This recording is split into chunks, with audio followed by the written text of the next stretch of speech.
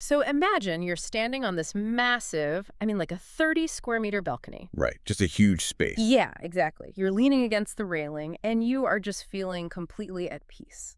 Sounds pretty ideal already. Oh, it gets better.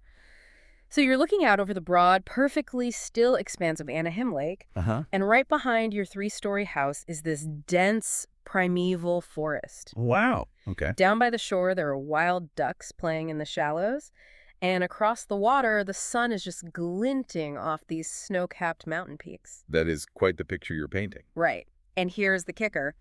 You live there, completely debt-free. No mortgage. No mortgage, no daily grind. You are entirely free. But what if I told you that the architect for this incredibly specific, luxurious life wasn't, a real estate mogul? Okay. Or a financial planner or some hedge fund manager? Who was it? The architect was a child. A kid simply daydreaming while looking at the sunset, like 30 years prior. Okay, see, that sounds like a fairy tale. Or maybe just a really severe case of survivorship bias. Totally. Because, we are so culturally conditioned to believe that physical and mental exertion is the only way. Like the 40-hour work week. The endless networking. Exactly. The strategic career moves. We're taught those are the absolute only engines of progress in life. And that tension, that exact friction between hard work and just imagining things is exactly what brings us to today's deep dive. I'm excited for this one. Me too. Right. So our mission today is to explore this fascinating essay from October 2024. It's by an author named Xue Feng, Right. and it is titled, Future Living Environments Are Created by the Contents of One's Consciousness. Which is a heavy title. It really is. And the goal here is to unpack a really bold philosophical claim. The author is basically upending our whole modern understanding of success. Yeah, completely. They argue that our future isn't shaped by how hard we physically work. Instead, our literal physical future environment is directly constructed by our imagination. By the contents of our inner consciousness. Yes. Which, if you're listening right now, you might be thinking, oh, wait a minute, I've been doing everything right. Grinding away. Exactly. You're grinding away. You're doing the right things, but you still feel stuck. Right. Well, this essay suggests you might be missing the most crucial ingredient, the actual blueprint of your own imagination. And it's important to set some context here, because the author is blending very grounded lived experiences with some pretty profound metaphysical concepts. Right. This isn't just theory for them. Exactly. The core premise goes way beyond, the modern self-help concept of just positive thinking. Oh, yeah. We're not just talking about vision boards here. No. It suggests a direct mechanical relationship. Like every environment you experience in life is perfectly matched to the contents of your mind. I really want to move away from the standard ways we usually visualize this. Because, I mentioned a blueprint earlier. Yeah. But we aren't talking about architectural blueprints where you draw a house and then you spend 20 years swinging hammers to build the thing. Right. That's still relying on physical labor as the primary driver. Exactly. A better way to look at the author's claim is to think of your consciousness as a film projector. Oh, I like that analogy. Yeah, like your mind holds the film reel. And the physical world you walk around in every day, that's just the blank screen. That makes a lot of sense. Whatever environment you find yourself in is simply the image being projected from inside your own head. And what's wild is that the essay uses the author's own life as the primary evidence for this. Right. To show that this is a literal phenomenon, not just a metaphor for, having a good attitude. So let's look at that narrative timeline, because we have to understand the scale of what they're actually suggesting here. Yeah, let's trace it back. Because the timeline begins with that childhood daydream you mentioned earlier. Right, the kid looking at the sunset. Exactly. The author writes about being a kid, gazing at the sunset, and feeling this incredibly deep, inexplicable connection to the quote-unquote West. They just felt that the place where the sun touched the horizon was unbelievably beautiful. And that idea, that feeling of the West, completely captivated their heart and soul. But they weren't, plotting a real estate acquisition? No, not at all. They were just holding on to a pure feeling of beauty. It was just an internalized emotion. But then 30 years later... 30 years later, that specific internalized feeling actually manifested into a physical reality. It's crazy. The author found themselves living far from their original home, specifically in the direction of the setting sun. In the West. In the West. And they remained in that Western environment for 16 years. And the way they describe that life, it's exceptionally comfortable. Joyful. Free. The sensory details in the essay are what make this so compelling to me, because for those 16 years, they lived in a large villa. A huge space. Yeah, they swam year-round in a private pool. They had 2 large dogs running around the property. Which is the dream, obviously. Totally.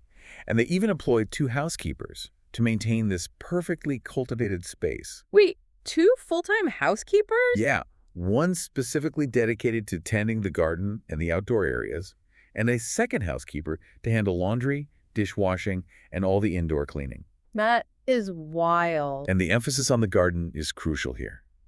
They describe it as being lush all year round, filled with the scent of flowers, the sound of birds. So they're establishing that the environment was just a state of constant, effortless peace. Exactly.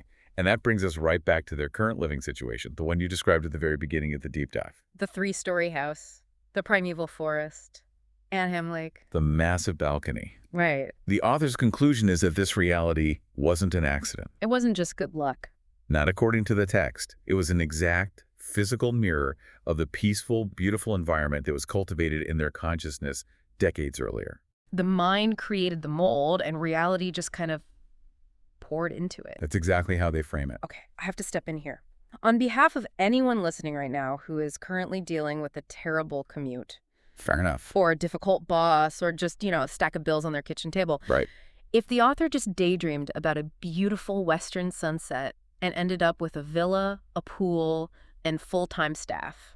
The natural response is, can anyone do this? Exactly. Can I just close my eyes right now, picture a private island, and manifest a billionaire's lifestyle? Like, if the mind is a projector, why isn't everyone projecting a mansion? Well, the author completely anticipates that exact skepticism. I would hope so. Yeah, the essay asks directly, if anyone can fulfill their wishes simply by imagining them. And the answer provided is a resounding yes. Absolutely. But there's always a but. There's always a but. The author immediately introduces 2 massive structural obstacles, things that block the vast majority of human beings from actually being able to run that imagination process. Okay, let's unpack those. What's the first obstacle? The first one mentioned is a lack of blessings or divine destiny. Okay, that sounds a little abstract. Well, the author specifically links it to a lack of good karma accumulated in past lives. Oh, okay. Karma. Let's examine the mechanics of that claim. Because the author isn't saying that some judging deity is looking down from the clouds and saying, no, you don't get a yacht. Right. It's not a punishment in that sense. It's more of a metaphysical limitation. Exactly. If a person has not accumulated good karma across past lives, their consciousness fundamentally lacks the capacity to hold a truly beautiful, pure imagination. So think about this like trying to run a massive, incredibly detailed, high-end video game. Okay, I'm with you. We are talking stunning 4K graphics, complex physics engines, massive open worlds. The top of the line. Right. But you are trying to run this software on a dusty 15-year-old laptop. Oh, it's going to crash immediately. Exactly. It just freezes. If you don't have the quote-unquote karmic RAM built up from past lives, the hardware of your consciousness simply cannot render the image of a heavenly environment. That's a great analogy. The vision simply might not exist within you to begin with because you lack the processing power. And that analogy really highlights the structural nature of this philosophy. Yeah. Because the second core obstacle operates on a very similar mechanical level. Okay, what's the second one? It's a lack of giving and dedication in your current state.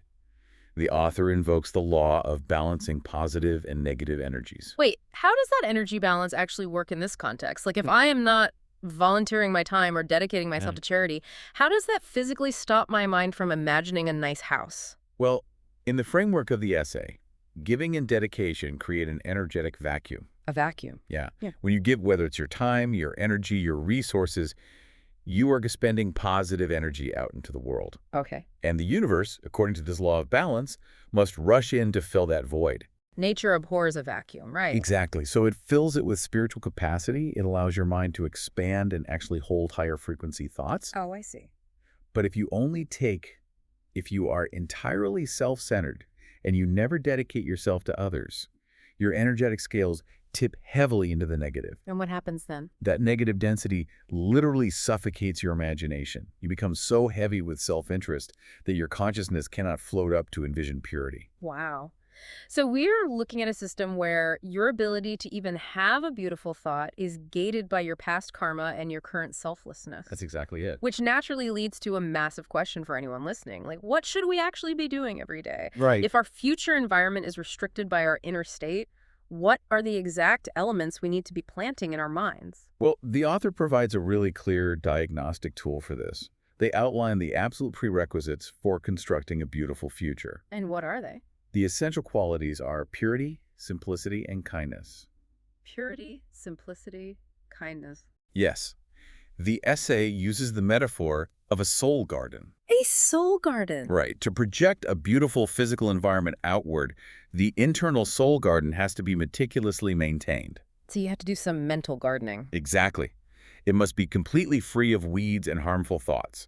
It should be filled entirely with fragrant, blossoming flowers. Okay, the concept of pulling weeds out of our minds seems standard enough. Like, Yeah. don't be angry, don't be jealous. Right, that's what you'd expect. But then you read what the author actually classifies as a weed. Yeah, this is where it gets intense. The essay outlines this massive psychological trap that catches, almost everyone in modern society. Pretty much all of us. They ask the reader to examine their visions. What are you daydreaming about? Are you imagining accumulating more wealth? Becoming a high-ranking official. Bringing honor to your family? A list of weeds goes on, too. Imagining living above others. Becoming famous? Admired by all and envied? Overpowering others, avenging wrongs, or leaping across social classes. See, I have to challenge this. I knew you would. Well, it fundamentally contradicts the entirety of modern survival and ambition. It really does. We are taught that wanting to climb social classes is the ultimate good. It's the engine of the entire economy. Right. The American dream, basically. Exactly. Yeah. If I want a promotion so I can move my family to a safer neighborhood and put my kids through a better school, society calls me a responsible, ambitious person. A good provider. But the author is calling me a gardener who is intentionally planting toxic weeds. Yes. How does this philosophy reconcile with the basic human need to survive and provide? Well, that friction you're pointing out, that is the exact crux of the author's argument. Okay, explain that to me. The essay separates the basic biological requirement of survival from the ego-driven obsession with status. Okay. Feeding your family is a biological necessity, Right. but the desire to be envied, the desire to hold a rank above someone else, the desire to leap across social classes just to prove your worth. Those are different. Exactly. Those are complexities manufactured entirely by human ego. The author views worldly ambition not as a virtue, but as a snare, a trap that completely captures human consciousness. And the metaphor they use here is so striking. The essay compares all of those things, wealth, power, fame, status, to bait on a mousetrap. Or bait on a fishing hook. Yeah. And the psychological insight there is pretty profound because if you think about it, why is the human brain wired to crave status in the first place? Well, evolutionarily speaking, higher status in a tribe meant better access to resources. And safety. Right. Our brains are chemically rewarded for climbing the ladder. We get a dopamine hit. But spiritually, the author argues, this biological wiring is a total trap. A massive trap. You see the cheese on the trap, the promotion, the luxury car, the social admiration, and you think it will nourish you. But the moment you snap your jaws onto it, You are caught. you're trapped. Your consciousness is instantly flooded with the anxieties of maintaining that wealth, the rivalries of protecting your rank, the endless complexity of public perception.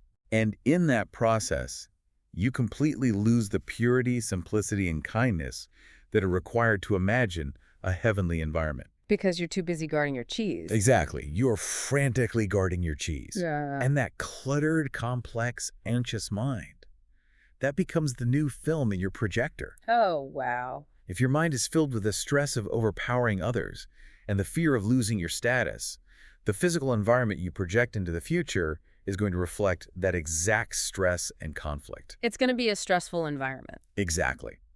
This is why the author urges the reader to store their quote-unquote treasures in heaven, because a consciousness that only values worldly bait is entirely incapable of generating a heavenly environment. And the idea of where we store our treasures brings us to this ultimate diagnostic test presented in the essay. This part is really intense. It's a thought experiment about the final day of your life, and it acts as an absolute filter for everything we've been discussing so far. Right, so the author asks you to imagine that tomorrow is your final day on life's journey. When that transition occurs, the absolute rule of this philosophy is that not a single world or possession will cross over with you. None of it. The real estate, the bank accounts, the prestigious titles, the social leverage, all of it remains here. The only thing that accompanies you is the contents of your consciousness. That's it. You can only take what you have internalized. And what you have internalized dictates your next destination. The author lays out a really stark mechanical rule here. What's the rule? If your treasures lie in heaven, meaning your consciousness is filled with purity, simplicity, and a genuine appreciation for profound beauty, then you will go to heaven. Okay. But if your treasures lie in this world, your journey halts. I want to move away from the idea of like packing a suitcase for this transition. Let's think about it more like a radio frequency tuner. A radio tuner, okay. Yeah, so your consciousness is the antenna. Mm-hmm. If you have spent your entire life chasing the bait on the mousetrap, Right. your internal frequency is tuned entirely to the AM dial. Oh, I see where you're going. It's just static anxiety, the heavy, dense vibration of worldly ambition and envy. Yeah. So when you transition, your consciousness physically cannot receive the FM broadcast of a heavenly environment. You aren't tuned to that station. Exactly. Because your mind is full of worldly attachments, the universe simply matches your frequency and drops you right back into the human world. To continue dealing with those exact same dense energies. Exactly. And the text states this mechanism really clearly. Imagination shapes the future, but if there is no wisdom and beauty within, then no amount of imagination can envision heavenly scenes. It's just bounded. The consciousness is completely tethered by its own lack of purity. So if the consciousness is limited by all that worldly bait and it lacks inner wisdom, it is simply trapped in a loop. An endless loop. It can only conjure images of the human world because it has never cultivated the capacity to conceptualize anything higher. It only knows the hustle, the grind, and the trap. Synthesizing all of these points reveals a pretty radical redefinition of human agency, doesn't it? It really does. Your future environment is not merely the sum of the physical actions you take. It's not the hours you clock or the strategic moves you make in your career. Right. It is fundamentally constructed by the purity of what you hold in your mind. The external world is basically a lagging indicator of your internal state. A lagging indicator, that's a great way to put it. Every situation you find yourself in is ultimately a reflection of your consciousness. If you've allowed the weeds of ambition and envy to choke out your inner wisdom, there will be no beauty in your resulting environment. So if you are listening to this right now, we really want you to take a hard look at your own soul garden. And it requires a level of brutal self-honesty that, frankly, most of us actively avoid. Oh, absolutely. But you have to look at the things you daydream about when you're just driving or waiting in line at the grocery store. What kind of bait are you chasing? Right. Yeah. Are you envisioning true beauty, peace, and simplicity? Or are you just staring at the cheese on a mousetrap? Agonizing over how to leap across a social class, or how to gain someone's envy, or how to prove someone wrong. Making that transition from valuing external achievement, which, by the way, society constantly praises, to valuing internal purity. It's incredibly difficult. It's the ultimate uphill battle against our own culture. It requires completely untangling yourself from the very definitions of success that we are all raised with. It really does. And there is a final thought from the very end of Zhu Feng's essay that pushes this entire concept into incredibly provocative territory. Yeah, this last part really stuck with me. We talked about how a lack of inner wisdom limits your imagination to only conjuring scenes from the human world, right? Right, the loop. But the text actually goes one step further. The author states that without wisdom, your imagination might only be able to conjure scenes from the human world, or even scenes from the animal or plant worlds. The inclusion of the animal and plant worlds adds this profound, almost chilling layer to the consequences of our daily thoughts. Doesn't it? It reframes everything we consider quote-unquote advanced about our lives. Totally. So as you go about your day, ponder this. If we spend our entire human existence trapped by the bait of status, Constantly competing for resources. fiercely protecting our territory. Blindly consuming whatever is put in front of us. Right. Are we actually being sophisticated? How does it mean our consciousness is regressing? Exactly. If our internal state is entirely driven by survival, competition, and consumption, it makes terrifying sense that our consciousness might only be fit to return as an animal or a plant. Wow. Our most complicated, stressful human ambitions might simply be dragging us back down to the most primal, instinctual states of existence. It really forces us to question whether our modern definition of climbing the ladder is actually, a spiritual descent. It really does. That is a lot to carry into the rest of your week. It is. Thank you so much for joining us for another deep dive. Keep a very close eye on the thoughts you are planting today. It's all those weeds. Exactly. And ensure your soul garden is actually growing the future you want to live in.